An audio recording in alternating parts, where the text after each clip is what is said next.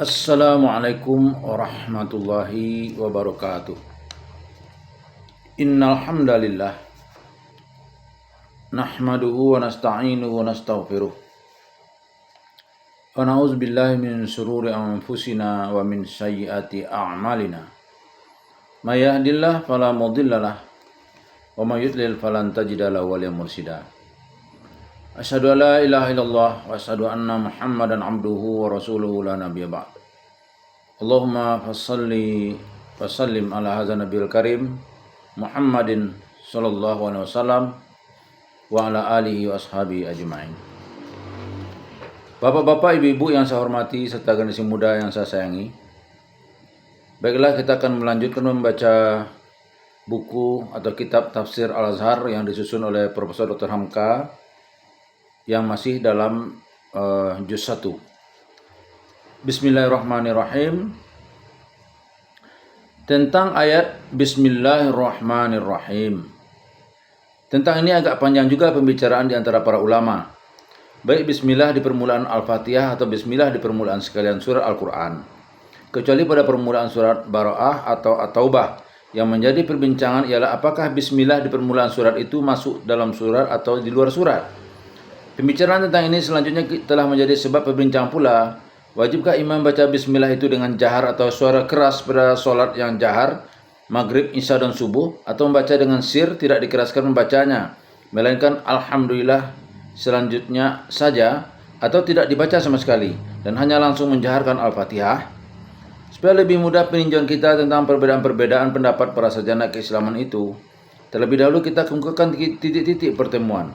Semuanya tidak ada selisih bahwa Bismillahirrahmanirrahim itu memang ada tertulis dalam surat 27 An-Naml, yaitu seketika Maharani Balqis, raja perempuan dari negeri Sabak, menerangkan kepada orang-orang besar kerajaannya bahwa dia menerima sepucuk surat dari Nabi Sulaiman yang ditulis Bismillahirrahmanirrahim, dengan nama Allah yang Maha Pemurah, Maha Penyayang.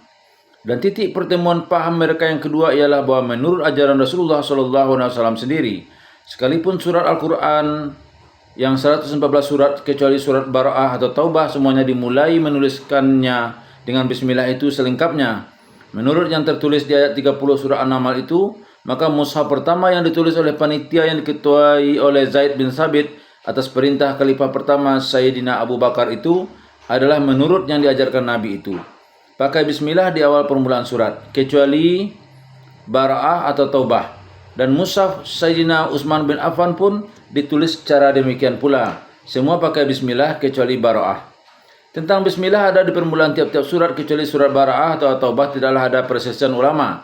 Yang diperselisihkan ialah terletaknya di pangkal surat itu menjadi dia termasuk dalam surat itukah atau sebagai pembatasnya dengan surat-surat yang lain saja, atau dia menjadi ayat tunggal sendiri. Golongan yang terbesar dari ulama salaf berpendapat bahwa bismillah di awal surat adalah ayat pertama dari surat itu sendiri. Beginilah pendapat ulama salaf Mekah, baik fuqahanya atau ahli qiraat. Di antaranya ialah Ibnu Katsir dan ulama Kufah, termasuk dua ahli qiraat terkemuka, Asim dan Al-Kisai, dan sebagian sahabat-sahabat Rasulullah dan tabi'in di Madinah. Dan Imam Syafi'i di dalam fatwanya yang jadid atau baru, demikian pula pengikut-pengikut beliau. Dan Sufyan As-Sauri dan Imam Ahmad pada salah satu di antara dua katanya. Demikian pula kaum Al-Imamiyah dari Syiah. Demikian pula dirawikan daripada ulama sahabat, yaitu Ali bin Abu Talib, Abdullah bin Abbas dan Abdullah bin Umar dan Abu Hurairah. Dan ulama tabi'in yaitu Said bin Jubair, Atha dan Az-Zuhri dan Ibnul Mubarak. Alasan mereka ialah karena telah ijma' seluruh sahabat Rasulullah SAW dan yang datang mereka berpendapat bahwa bismillah itu wajib ditulis di pangkal setiap surat kecuali di pangkal surat At-Taubah. Dikuatkan lagi dengan larang keras Rasulullah SAW memasukkan kalimat-kalimat lain yang bukan termasuk kepadanya, sehingga Al-Quran itu bersih daripada yang bukan wahyu. Sedangkan kalimat amin yang jelas-jelas diperintahkan membacanya oleh Rasulullah sehabis selesai membaca waladdallin, terutama di belakang imam ketika sembahyang jahar, lagi tidak boleh dimasukkan atau dicampurkan ke dalam Al-Quran, khususnya Al-Fatihah. Ketika menulis mushaf, apalagi menambahkan Bismillahirrahmanirrahim di pangkal tiap-tiap surat, kecuali surat Bara'ah, kalau memang dia bukan termasuk surat itu. Pendapat mereka ini dikuatkan lagi oleh sebuah hadis yang dirawikan oleh Imam Muslim dalam sahihnya yang diterima dari Anas bin Malik, berkata Rasulullah SAW, telah diturunkan kepadaku tadi satu surat, lalu beliau membaca Bismillahirrahmanirrahim. Sesungguhnya telah kami berikan kepada engkau sangat banyak, maka solatlah engkau kepada Tuhan engkau dan hendaklah engkau berkorban. Sesungguhnya orang yang benci kepada engkau itulah yang akan putus keturunan. Di dalam hadis ini jelas bahwa di antara Bismillahirrahmanirrahim dibaca senafas dengan surat yang sesudahnya. Disinilah berlaku suatu kias, yakni pada surat Inna A'toina yang paling pendek lagi beliau baca senafas dengan Bismillah sebagai pangkalnya, apatah lagi Al-Fatihah yang menjadi ibu dari segala isi Al-Quran, dan apatah lagi surat-surat yang panjang-panjang. Dan sebuah hadis lagi yang dirawikan Ad-Darul Qutni dari Abu Hurairah, berkata Rasulullah SAW, apabila kamu membaca Alhamdulillah, yaitu surah Al-Fatihah, maka bacalah Bismillahirrahmanirrahim, maka sungguhnya dia adalah ibu Al-Quran, dan 7 yang diulang-ulang, sedang Bismillahirrahmanirrahim adalah salah satu daripada ayatnya. Demikianlah pendapat dan alasan pendapat dari ulama-ulama yang berpendirian bahwa bismillah di pangkal tiap-tiap surat, termasuk dalam surat itu sendiri, bukan terpisah, bukan pembatas di antara satu surat dengan surat yang lain.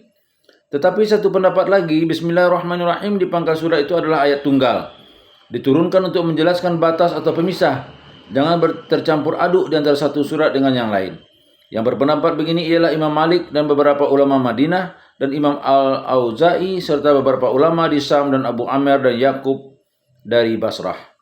Dan ada pula satu pendapat tunggal dari Imam Ahmad bin Hanbal, yaitu bahwa pada Al-Fatihah sajalah Bismillahirrahmanirrahim itu termasuk ayat, sedang pada surat-surat yang lain tidak demikian halnya. Oleh karena masalah ini tidaklah mengenai pokok akidah, tidaklah kita salah jika kita cenderung kepada salah satu pendapat itu, mana yang lebih dekat kepada penerimaan ilmu kita sesudah turut menyelidiki. Adapun bagi penafsir ini, terlepas daripada menguatkan salah satu pendapat, maka di dalam menafsir Bismillahirrahmanirrahim pada pembukaan Al-Fatihah kita jadikan di ayat yang pertama. Menurut hadis Abu Hurairah yang dirawikan oleh Ad-Darul Qutni itu, dan tidak mungkin Bismillahirrahmanirrahim di muka Al-Fatihah itu disebut sebagai satu ayat pembatas dengan surat yang lain, karena tidak ada surat lain yang terlebih dahulu daripada surah Al-Fatihah. Karena itu maka Bismillahirrahmanirrahim yang pada Al-Fatihah inilah yang kita tafsirkan lebih luas.